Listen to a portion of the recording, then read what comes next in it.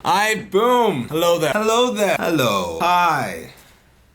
Good morning, Starshine. The Earth says hello. Hey everybody. Welcome to me. Once again. To be honest, I didn't really have much of an agenda going into this video, but something I did want to kind of at least speak about, or at least voice my opinion on, is privilege. Privilege. Yes.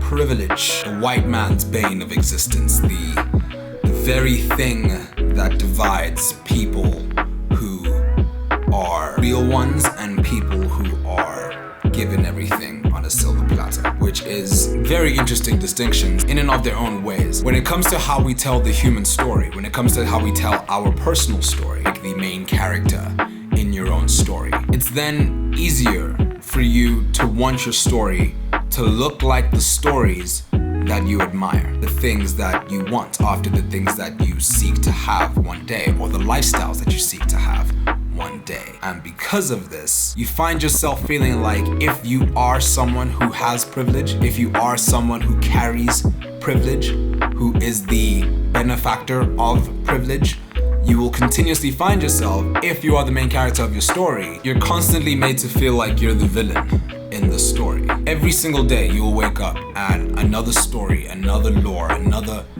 ideal, a success story, movie, book, tweet, a Facebook post, WhatsApp status, or Instagram story will tell you that because you have privilege, that you are the one, that the underdogs, wherever they are, with the insurmountable struggles that they have to face, the struggles that you never had to face because you struck gold in your birth, and therefore you are then placed into the perspective of the villain. You are then, you have to be the villain, right? In telling the human story, all we like to do is tell stories about underdogs, about people that fight from nothing to becoming something. And that is a beautiful thing, and it is something that we can understand why it charges us up so much, because it is so beautiful to feel like and to feel inspired by the idea that no matter what circumstances surround us, and no matter what happens to us, and no matter what people may think about us, that because some people from where I come from went down a certain route or path that led them somewhere I don't want to be, doesn't mean that I have to be there too. And there's a lot of these underdog stories that then go into the details of maybe not necessarily wanting to distance yourself from that life, but actually going fully into that life and becoming one with it, and seeing the aspects of it that are negative and positive, and gaining your own full wise understanding that you're able to pass on to the next generation. Those are the stories that make us sit up and go, wow.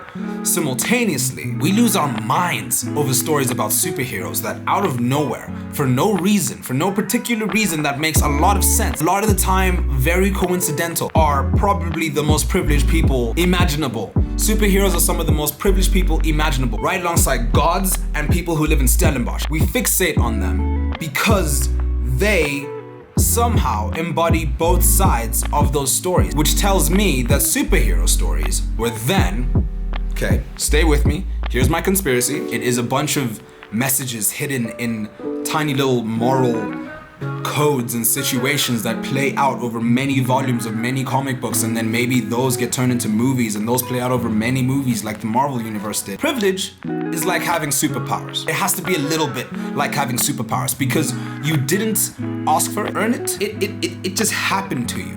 And once you have that power, you then have responsibility. This is not something that was put in Spider-Man as some random life lesson. I truly believe that was a veiled lesson, hidden, given to those who have privilege. To everyone that's watching this right now that is privileged, do you know if you are? It's very easy to know whether or not you've got superpowers. You will be seen as the enemy in other people's stories because you have these superpowers, But with your superpowers, you are very much selfishly continuing to live your life for yourself or for your own ideals. You will inherently step on other people's toes that will not have the resources to be able to step on your toes back. You are then becoming a supervillain in someone's story. 9 times out of 10, when it comes to the lore and the stories that we understand, when you have superpowers, you go one of 2 ways. You either become a villain or you become a hero. There is no in between. There is no sitting in between,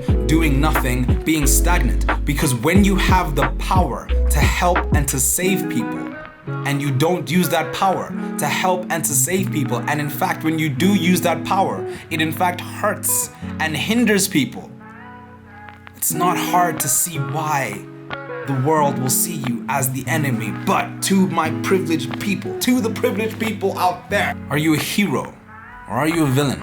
Stop acting like you don't have superpowers. I'm not saying that the privileged are people that need to be venerated in the same way that superheroes are looked at. No. That is not what I'm saying. Do you feel like the world would be a better place if nobody had superpowers? Do you feel like the world would be a better place if everybody had superpowers? Do you feel like we would be able to have the amazing art, music, culture that we have without the imbalance? Being privileged isn't a crime, but it is a responsibility.